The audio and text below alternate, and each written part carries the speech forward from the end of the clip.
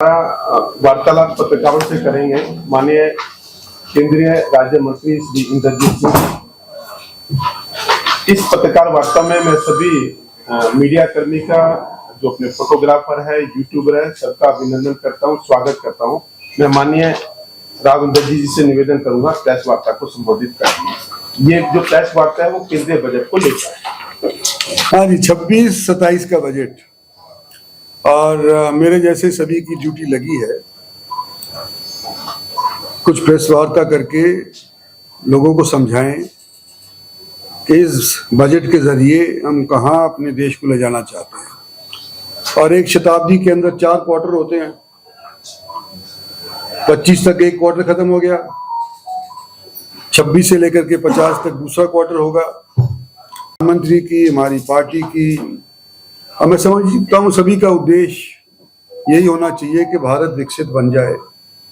इसी क्वार्टर के अंदर लक्ष्य रखा गया है सन 2047 का, और उसके लिए जो बजट हमने रखा है उसके ऊपर 3 मुख्य बिंदु के ऊपर ज्यादा मैं चर्चा करना चाहता हूं। तो एक तो है इंफ्रास्ट्रक्चर, एक है मैन्युफैक्चरिंग, और तीसरा है जो हमारे आम जन है, किसान है, मजदूर है, उनके विषय के अंदर इस बजट के अंदर क्या उपलब्ध हुआ है उसके बारे में चर्चा करूंगा। है तो बहुत लंबा चौड़ा, पर ज्यादा मतलब जिक्र मैं नहीं समझता करना। इन मोटे मोटे तौरों के ऊपर इंफ्रास्ट्रक्चर के बिना काम नहीं चल सकता,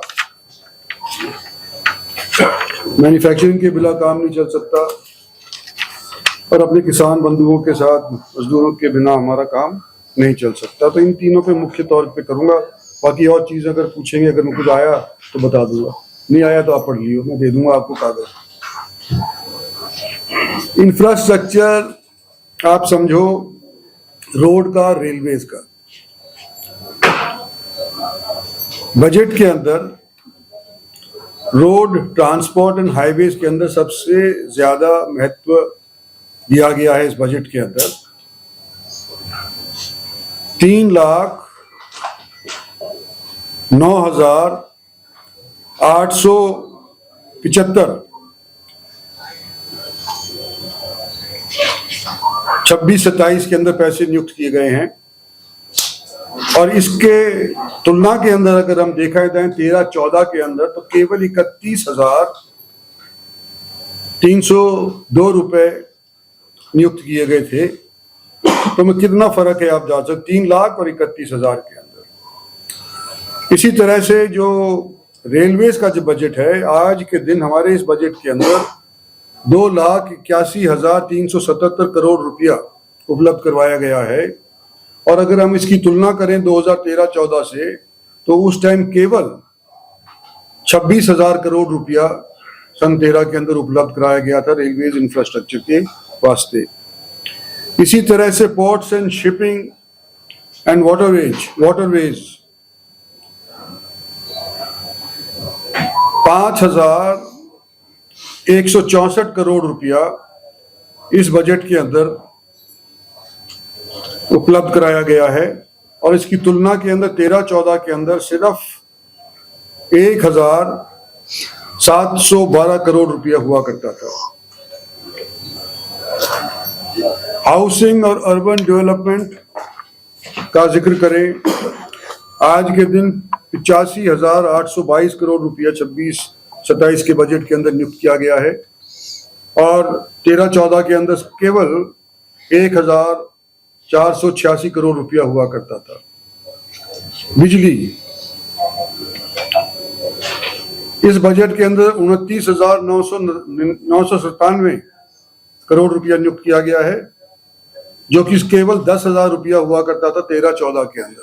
तो ये इंफ्रास्ट्रक्चर के जो प्रोजेक्ट्स हैं उसके बारे में मैंने पैसा जितना तजवीज़ हुआ है उसका मैंने आप लोगों के सामने जिक्र किया है। और आज के दिन अर्बनाइजेशन बड़ी तेज रफ्तार से होने लग रही है। हम सोच रहे हैं कि ये जो दशक खत्म होगा 2030 के अंदर, तो 50% देश की पॉपुलेशन शायद शहरों में ना बसने लग जाए। और शहरों के अंदर और उनके आसपास आजू बाजू के अंदर 2 टियर 3 टियर सिटीज वगैरह आने लग रही हैं, चाहे हम बनाएं सरकार की नीति के अनुसार या अपने आप ही वो खड़ी हो जाएं, शहर बन जाएं, गांव शहर बन जाएं। तो ये हमने एक नया सोच रखा है, हमारे फाइनेंस मिनिस्टर ने सोच रखा है कि जो सिटी और उसका क्लस्टर होता है, जैसे गुड़गांव हुआ, मानेसर हुआ, आपके साथ साथ के अंदर बादशाहपुर वगैरह जैसे आ गए, इनको अगर एक क्लस्टर बनाए हैं तो 5,000 करोड़ रुपया सिटी इकोनॉमिक रीजन का दर्जा दे करके या नाम दे करके 2 टियर और 3 टियर सिटीज को अपग्रेड कराने के लिए 5 साल के अंदर ये पैसा तजवीज किया जाएगा, 5,000 करोड़ रुपया। इसी तरह से फ्रेट कॉरिडोर्स की कनेक्टिंग या कनेक्टिविटी है, उसके ऊपर मैं जरा जिक्र करना चाहता हूं कि फ्रेट कॉरिडोर हमारा तो सब जानते हैं, western dedicated red freight corridor बन चुका है तकरीबन, पर दनकुनी से लेकर के सूरत के अंदर ट्रांस इंडिया कनेक्टिविटी देने लग रहे हैं डेडिकेटेड रेड फ्रेट कॉरिडोर की।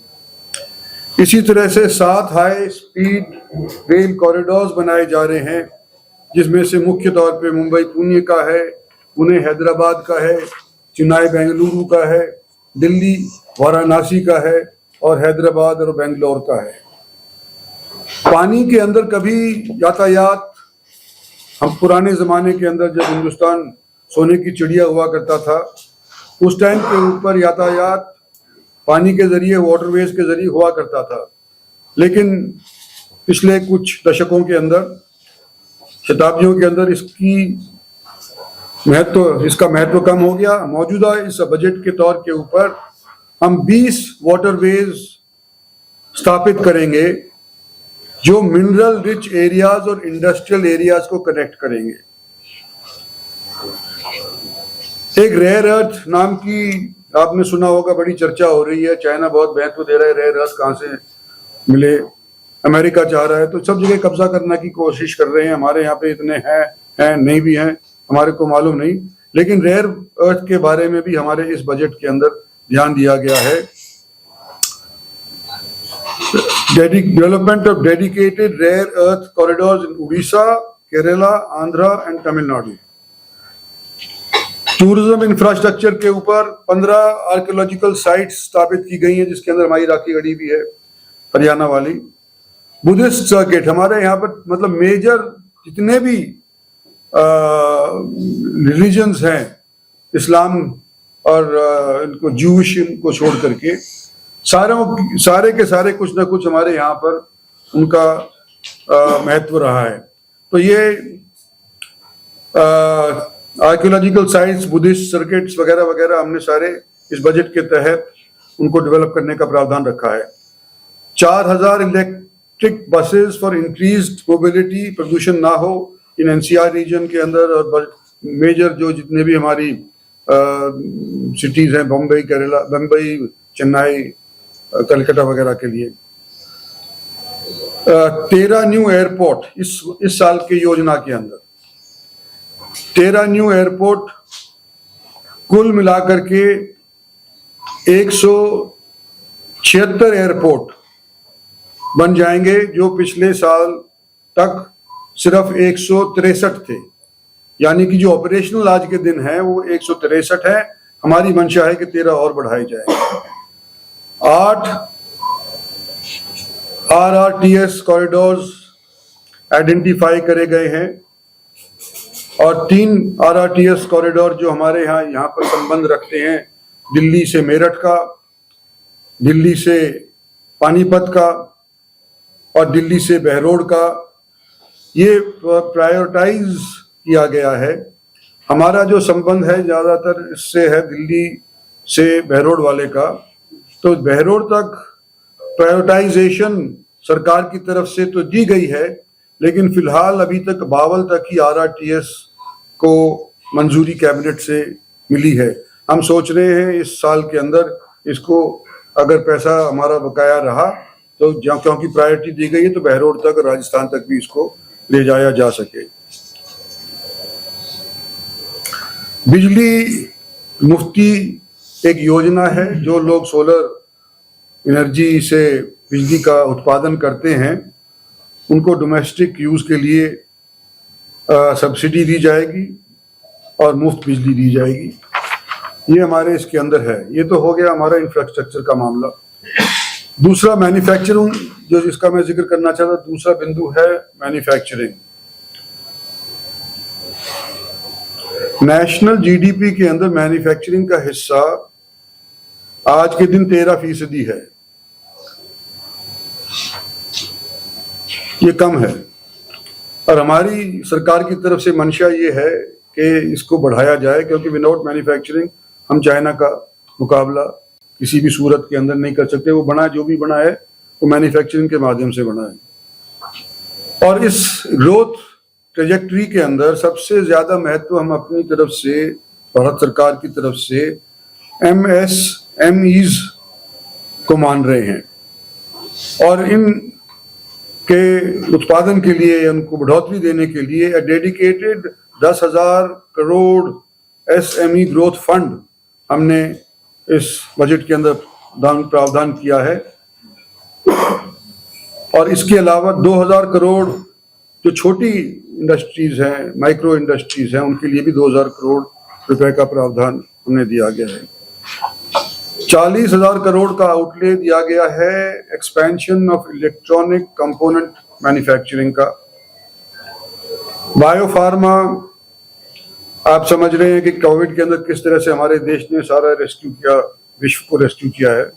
तो बायोफार्मा शक्ति नाम की एक वर्टिकल है जिसके तहत 10,000 करोड़ रुपया 5 साल के अंदर तजवीज किया जाएगा और ये हिंदुस्तान को ग्लोबल बायोफार्मा हब बनाने का प्रयास हमारी सरकार की तरफ से हो रहा है। लेबर इंटेंसिव टेक्सटाइल सेक्टर, जो कि एक इंटीग्रेटेड प्रोग्राम है जिसके अंदर 5 सब पार्ट्स हैं, इनके ऊपर भी हमने मेगा टेक्सटाइल पार्क्स बनाने का चैलेंज उठाया है, बेड़ा उठाया है।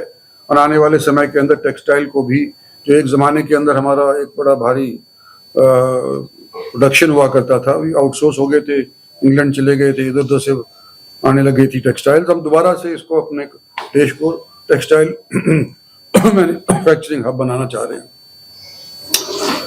कंटेनर मैन्युफैक्चरिंग, पता नहीं कोई गुड़गांव का यहाँ पे है ना, रेवाड़ी का कोई है कि नहीं है। हमारे यहाँ रेवाड़ी के अंदर एक बड़े इंटरप्रेन्योर ने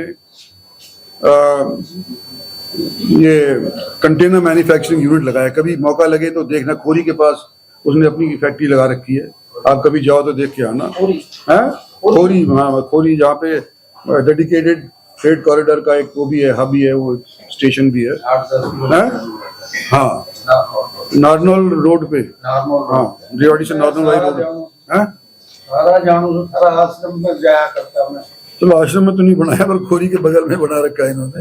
मैं कह रहा हूँ, मैं तो जब तक रहूँ जब तक बड़ा आश्रम जाया करता। 10,000 करोड़ रुपए का कंटेनर मैन्युफैक्चरिंग को बढ़ावा देने के लिए पैसा तजवीज हुआ है 5 साल के भीतर। और तीसरा जो बिंदु था वो है हमारे एग्रीकल्चर का, अन्नदाता का। इसके भी मैं जरा तुलना करना चाहता हूं, अगर आप माफ करें तो। जब हमारी सरकार आई थी 2013-14 के अंदर, उस टाइम के ऊपर गेहूं का खरीद का MSP था 1350 प्रति क्विंटल और अब बन करके बढ़ते बढ़ते हो गया है 2425 रुपया प्रति क्विंटल। पैडी जो 1310 प्रति क्विंटल हुआ करती थी 13-14 के अंदर, वो बढ़ते बढ़ते इन 10 सालों के अंदर हो गई है 2369। रिस्क कवरेज कम करने के लिए PM फसल बीमा योजना लागू करी गई, जो आज के दिन बड़ी सक्सेसफुल हो चुकी है। 4 करोड़ फार्मर्स आज के दिन अपनी इच्छा से, पहले तो ये था कि भाई जो लोन लेगा उसको कंपल्सरीली बीमा भी करवाना पड़ता था अपनी फसल का, पर ये जो मैं ब्यौरा दे रहा हूँ 4 करोड़ लोगों का, वो सिर्फ उससे टाइड अप नहीं है, इसके अलावा है। और 4 करोड़ फार्मर्स आज के दिन फसल बीमा योजना करवाने लग रहे हैं। इसी तरह से जो मंडियों के अंदर मेरे को याद है, जब एक जमाने के अंदर रिस्ट्रिक्शंस हुआ करते थे कि भाई इधर से उधर तुम गेहूं ना भेजो, गेहूं ना उधर से राइस ना लो, तो उस टाइम के ऊपर बड़े धीमे दाम हमारे को अपने उपज के मिला करते थे। आज के दिन ई मंडी के मार्फत हम कहीं पर भी अपने धान को, कहीं पर भी गेहूं को, सरसों को, जो भी हमारा उपज है उसको हम आज के दिन ई मंडी के मार्फत बेच सकते हैं। और इस बजट के अंदर एग्रीकल्चर मिनिस्ट्री का हमारी जो मतलब नियत है ना, उसको मैं दर्शाना चाहता हूँ। इस बजट के अंदर हमने एग्रीकल्चर के वास्ते 1,40,529 करोड़ रुपया तजवीज किया है, जो कि सन 13-14 की तुलना के अंदर काफी ज्यादा है। 13-14 की तुलना अगर करें तो उस टाइम केवल 27,662 करोड़ रुपया एग्रीकल्चर के वास्ते हुआ करता था। अब वो बढ़ा करके 1,40,000 से ऊपर भी कर दिया है। फर्टिलाइजर, हालांकि ये हम महसूस कर रहे हैं कि भाई हमारे को प्राकृतिक खेती करनी होगी, लेकिन आज के दिन फिर भी किसान कहता है कि जी अगर हम फर्टिलाइजर इस्तेमाल नहीं करेंगे तो हमारा उत्पादन ठीक नहीं होगा। तो सहज सहज उनको प्राकृतिक खेती की तरफ लाए जाने का प्रयास नीति आयोग की तरफ से, एग्रीकल्चर मिनिस्ट्री की तरफ से किया जा रहा है। ऑल्टरनेटिव क्रॉपिंग पैटर्न देने की सोच है, लेकिन फिर भी एग्रीकल्चर के अंदर आज के दिन किसान इस्तेमाल फर्टिलाइजर को अच्छे खासे तौर पे कर रहा है और सब्सिडी देनी हमको पड़ रही है। तो सब्सिडी जो हम आज के दिन दे रहे हैं, ये आज के दिन सिर्फ सब्सिडाइज करने के लिए 1,70,799 करोड़ रुपया सब्सिडी के तौर पे हम फार्मर्स को उपलब्ध करवा रहे हैं, जो कि 13-14 की तुलना के अंदर केवल 971 रुपया हुआ करती थी। तो ये तो मोटी मोटी चीजें मैंने अपनी जो बताया था, 3 वर्टिकल्स हैं, इसके बारे में बताई। फिर आप मेरे से पूछोगे भी हम हरियाणा के अंदर बैठे हैं, तो मैं खत्म कर लूं फिर बोलिए। हाँ, तुलनात्मक हरियाणा को क्या मिला इस वजह से? हरियाणा को मैं पहले तो करता हूँ इंफ्रास्ट्रक्चर का। इंफ्रास्ट्रक्चर में रेलवेज और मैंने कहा कि रोडवेज जो हैं ये ज्यादा महत्व रखते हैं। तो इसके अंदर 2009 से लेकर के 2014 का 5 साल का अगर हम पीरियड लें तो औसतन रेलवेज की हरियाणा के लिए एलोकेशन केवल 315 करोड़ रुपया होती थी सालाना, एवरेज। मतलब एवरेज 9 से 14 तक 315 करोड़ रुपया सालाना हरियाणा को मिला करता था रेलवे के प्रोजेक्ट के वास्ते। हमारे इस बजट के अंदर 11 टाइम बढ़ा करके 3,566 रुपया इस बजट के अंदर रेलवेज की इलेक्ट्रिफिकेशन, ट्रैक लेइंग, जो आपकी स्टेशन है उनकी सौंदर्यता करने के लिए, ये सब मिलू करके डेडिकेटेड फ्रेट कॉरिडोर वगैरह वगैरह हमने 11 गुना फालतू कर दिया है। आज के दिन हरियाणा के अंदर कुल मिलाकर के 12,000 करोड़ के रेलवेज के प्रोजेक्ट चालू हैं और इस इन्वेस्टमेंट के अंदर ट्रैक क्रिएशन हो गया, स्टेशन रीडेवलपमेंट हो गया, सेफ्टी जो आज के दिन बड़ी जरूरी है उसका एक नाम रखा गया है कवच। उस कवच के तहत सेफ्टी इनहैंसमेंट सारी स्टेट्स के अंदर हो रही हैं, उसका भी इसके अंदर ब्यौरा है और शामिल है। 34 ऐसे स्टेशन हैं हरियाणा के अंदर, जिसमें मेरा जिला भी है रेवाड़ी, बड़ा भारी जिला। जब जो मीटर गेज नहीं आई थी, छोटी ब्रॉड गेज नहीं आई थी, तो मीटर गेज हुआ करती थी। तो उस टाइम रेवाड़ी सारे एशिया का सबसे बड़ा मीटर गेज का स्टेशन हुआ करता था, जंक्शन हुआ करता था, जंक्शन हुआ करता था। तो अब वो रेवाड़ी समेत 34 और जगह है जहां पर हम स्टेशंस को सौंदर्य करेंगे, सुंदर बनाएंगे। तो गुड़गांव के लिए अकेले के लिए 300 करोड़ रुपया खर्च किया जाएगा जो काम चालू है। पटौदी और रेवाड़ी के लिए 60 करोड़ रुपया ईच, दोनों के लिए 60 करोड़ रुपया तजवीज़ किया गया है और तकरीबन रेवाड़ी और पटौदी का तो तकरीबन काम मुकम्मल हो भी गया है। कुल इन्वेस्टमेंट जो है इनों के लिए हरियाणा के अंदर 1149 करोड़ रुपया मतलब खर्च किए जाएंगे। और इसके अंदर मतलब कई मतलब नाम नहीं लेना चाहता, मैं आपको कागज दूंगा, उसके अंदर आपको मिल जाएगा। बेटर कनेक्टिविटी रेल के माध्यम से उसका जिक्र करना चाहता हूं कि वंदे भारत एक्सप्रेस आज के हमारे प्रदेश के अंदर 8 सर्विसेज चालू हैं और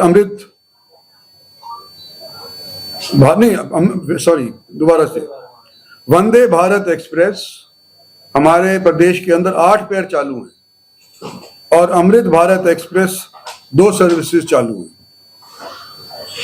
100% हमारा रेलवे का इलेक्ट्रिफिकेशन हमारे प्रदेश के अंदर हो चुका है। और जो ये कवच का मैं आपको जिक्र कर रहा था, 23 जगह के ऊपर काम चालू हो गया है, 64 के ऊपर जगह के ऊपर टेंडर प्रक्रिया चालू हो रही है और कुल मिलाकर के सेफ्टी होए, एक्सीडेंट ना होए रेलवेज की गाड़ियों का एक दूसरे के साथ, तो 595 जगहों के ऊपर हमने कवच के माध्यम से सेफ्टी प्रक्रिया इंस्टॉलेशन करने के लिए प्रयास करने की शुरुआत करी है। इसके अलावा पहले का भी मैं बता देता हूँ, क्योंकि ये तो इस साल का जिक्र मैंने किया था, लेकिन ये मध्य नजर रखना चाहिए कि भाई हमने कुछ पहले भी किया था, इसी बजट के अंदर कुछ नहीं सब कर रहे। तो डेडिकेटेड रेल फ्रेट कॉरिडोर आप सब जानते हैं, जिसके ऊपर आप शायद देखा भी होगा, गए भी होंगे। ये 2006 के अंदर चालू हुआ था और जब तक हमारी सरकार आई 2014 के अंदर एक किलोमीटर भी इसका ट्रैक ले नहीं हुआ था। और ये जितना भी डेडिकेटेड रेल फ्रेट कॉरिडोर के ऊपर हुआ है, जापान के सहयोग से हुआ है, कोई हमारी भारत सरकार के पैसे से हुआ है, वो सारा का सारा हमारे 10-11 साल सरकार के जब बने हैं उसी के दौरान हुआ है। इसी के अलावा 306 किलोमीटर मोदी जी ने जब रेवाड़ी आए थे, नहीं जनवरी 21 की बात है, जब ये रेवाड़ी से Madar section of the western dedicated rail freight corridor, ये भी उन्होंने उसका शिलान्यास किया था। 16 फरवरी को प्राइम मिनिस्टर ने रेवाड़ी हरियाणा के अंदर इनॉग्रेट किया था डेडिकेटेड एंड फ्रेट कॉरिडोर को, और मल्टीपल प्रोजेक्ट्स वगैरह किए थे।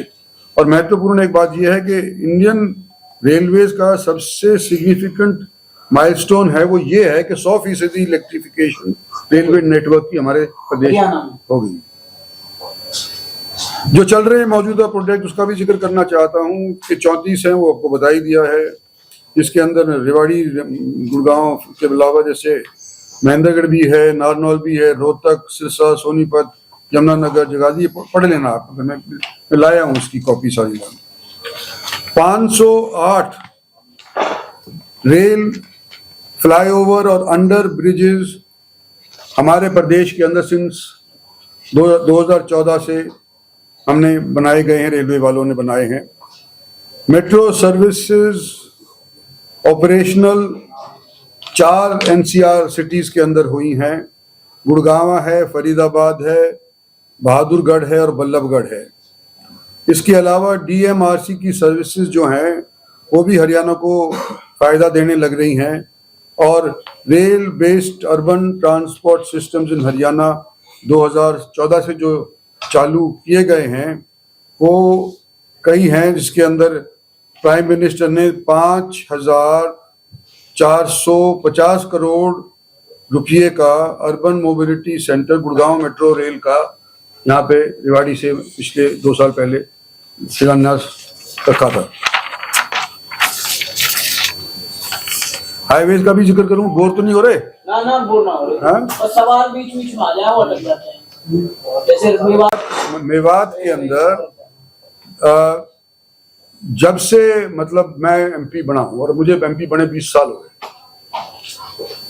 कुछ कांग्रेस में भी था, अब मैं बीजेपी में भी हूँ।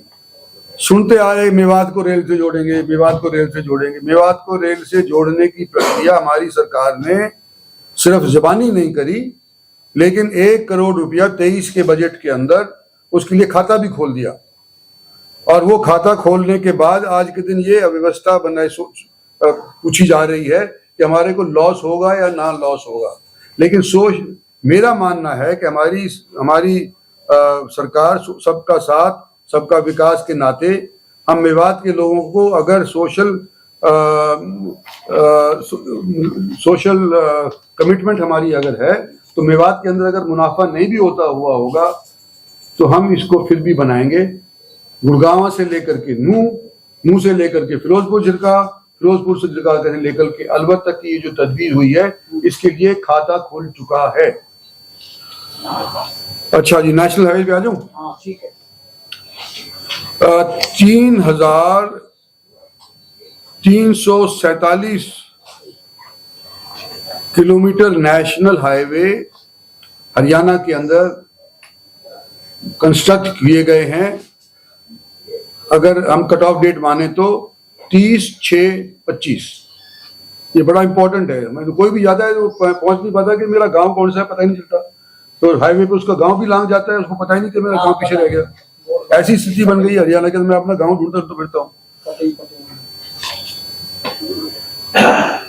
हरियाणा के अंदर मार्च 25 के अंदर प्रधानमंत्री जी ने 19 किलोमीटर का हमारा हरियाणा सेक्शन का द्वारका एक्सप्रेसवे का उद्घाटन किया। इसके अलावा उन्होंने 9.6 kilometre 6 lane urban extension road number 2 package जो है 3 नांगलोई से नजफगढ़ रोड से लेकर के 24 सेक्टर द्वारका दिल्ली के अंदर भी इन्होंने इनॉग्रेट कर दिया, मतलब चालू कर दिया। 14.4 किलोमीटर रेवाड़ी का बाईपास। रेवाड़ी कोई जाता होगा तो पता होगा कि मेरे दादा की मूर्ति हुआ करती थी वहां पे, अभी भी है, राव तुलाराम की। राव तुलाराम चौक नाई वाले पे कहते हैं। मतलब हर महीने कोई ना कोई आया ट्रक करता था, उस पर बड़ी राउंड अबाउट को तोड़ के चला जाया करता था। इतनी मतलब फंस जाती थी वहां पे ट्रैफिक, बड़ा बुरा हाल होता था। तो ये 14 किलोमीटर का जो बनाया है तो कम से कम रेवाड़ी के अंदर जैम से हम मुक्त हो गए हैं। और ये बाईपास रेवाड़ी का अच्छा बन गया, चारों तरफ से रेवाड़ी का बाईपास बन गया है और बड़ी लोगों को सुविधा हो रही है।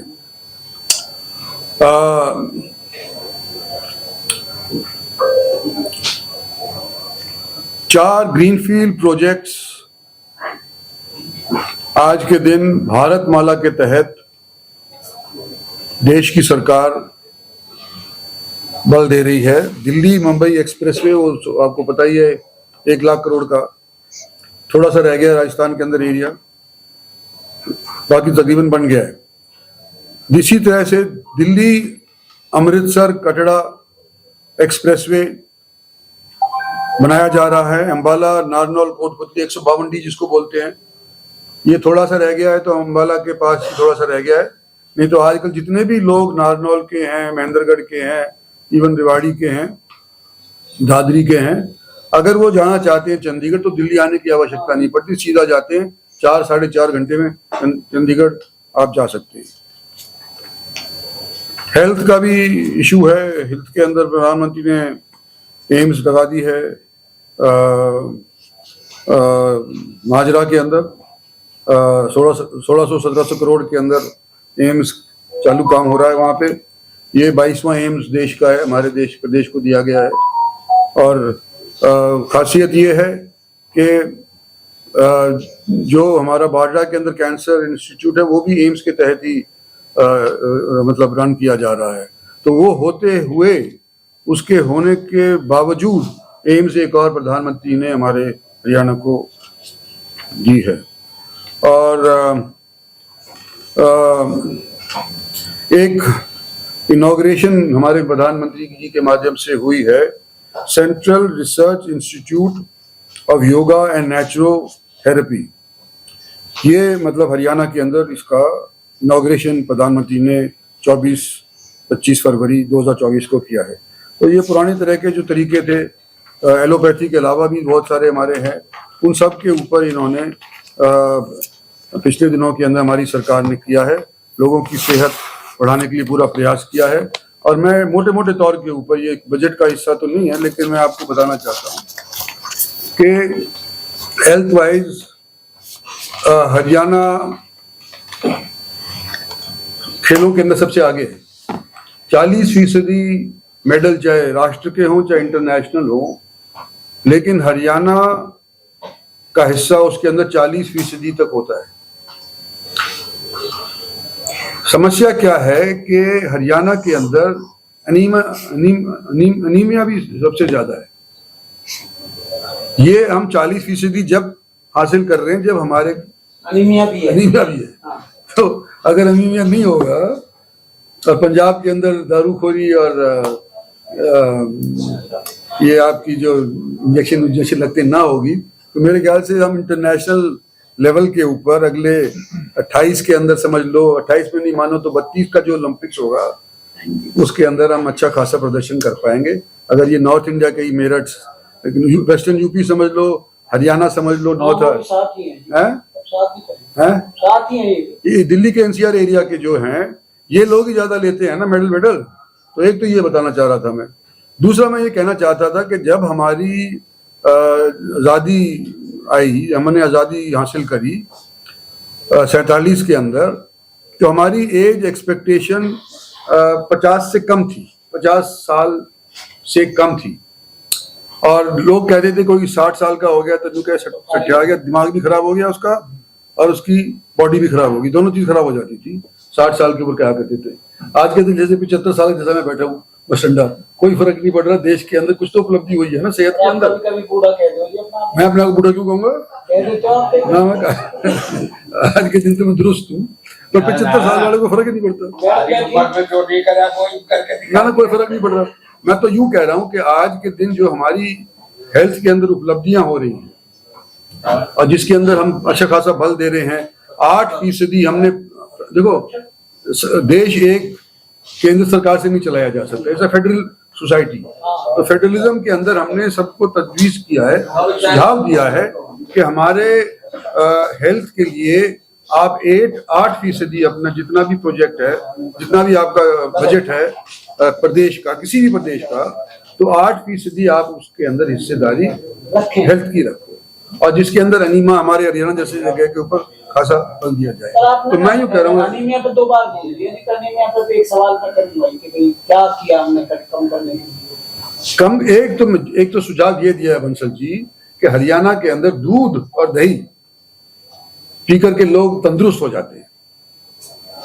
सबसे ज्यादा नकली है हरियाणा में। क्या चीज? दूध और दही दोनों नकली हो या ना हो, हद कंगन को आरसी क्या, जब मेडल मिल रहे हैं तो इसका मतलब ठीक है। नकली पी रहा हो, जो सही पी रहा हो, तो मिल तो रहे ना मेडल। रिफॉर्म होने के बाद भी दूध के रेट तो कम नहीं हो रहे, पर मैं कह रहा हूँ कि इसमें के अंदर जो पीता है उसको एक चीज का ध्यान रखना चाहिए कि अनीमा दूध से नहीं बिगड़ता, अच्छा ऐसा ही नहीं होता, वो होता है आयरन से, हरी चटनी से, पुदीना से, धनिया से, पालक से, हरी सब्जी से, मेथी से, टमाटर, इस तरह की जो हरी चीजें होती हैं उसको खाने से आपको आयरन मिलता है। और आयरन जब खाते हो, जब आपकी खून के अंदर संख्या रेड ब्लड कॉर्पस लड़कियों में ज्यादा है। हाँ बिल्कुल, जो बच्चे भी होते हैं फिर उनके भी वो भी उसी तरह से होते हैं। तो ये हम सुझाव देने लग रहे हैं, कम से कम हरियाणा वाले दे रहे हैं, उनको मैं कहता हूँ कि अच्छा काम कर रहे हैं कि भाई तुम दूध पियो, दही खाओ, कोई दिक्कत नहीं है, पर 2 घंटे आगे पीछे तुम हरी सब्जी नहीं खाओ। क्या समझे? जब दूध दही लो तो उसके साथ हरी सब्जी नहीं खानी चाहिए, इसलिए आपकी जो क्षमता है जज्ब, आयरन जज्ब करने की, वो बरकरार रहती है। ये लो जी, मेरी तो होगी बात। चलो पहले तो इससे बात कर जाए। आपने कही जोड़े, अगर मैं गुड़गांव की समस्या का जिक्र करने लग जाऊंगा तो हमारे बजट का तो तुम नाश कर दोगे, सुनोगे ही नहीं इसकी। पहले तो यार खेल वाली बोल रहे थे तो अच्छा बजट आया है। इसके बाद 1 मिनट यार बोल लेते, गरीब आदमी की जो जरूरतें हैं उसको पूरा करने के लिए सरकार ने क्या प्रावधान किया गया? हमारे सरकार की तरफ से आज के दिन 25 करोड़ लोगों को मल्टी डायमेंशनल पॉवर्टी से ऊपर लाया गया है। और ये स्कीम आप क्या पूछ रहे हैं ना मेरे से, तो स्कीम एक नहीं अनेक है। अगर करूंगा तो मेरे को भी याद नहीं है, बहुत सारी स्कीमें हैं जिसके तहत ये उपलब्धि हमने हासिल करी है। मल्टी डायमेंशनल पॉवर्टी से 25 करोड़ लोगों को पॉवर्टी से बाहर निकालना एक भारी उपलब्धि है। ये हम हो सकता है कि आप महसूस करो कि मेरे को नहीं, पर आपको हम गरीब गिनते ही नहीं। हो सकता है ना, मल्टी डायमेंशनल पॉवर्टी जिसके पास कुछ नहीं है, न टेलीविजन है, न साइकिल है, न कुछ और चीज है, मतलब फ्रिज नहीं है, तो इस तरह के लोग जो मल्टी डायमेंशनल पॉवर्टी इंडेक्स बनाया हुआ है नीति आयोग ने या स्टैटिस्टिक्स के अंदर, उसके तहत हमने जो आंकड़े दिए हैं, ये मैं समझता हूँ कि काफी अच्छा सराहनीय है। महंगाई देखो, एक दो चीजें हैं। महंगाई जब कोई डेवलप होएगा तो महंगाई तो खैर बढ़ती ही है। देश मतलब तरक्की भी साथ साथ कर रहा है। आप लोगों के मतलब खर्चे पानी से जैसे ये लगाया GST वगैरह, इसके माध्यम से ही देश डेवलप हो रहा है ना।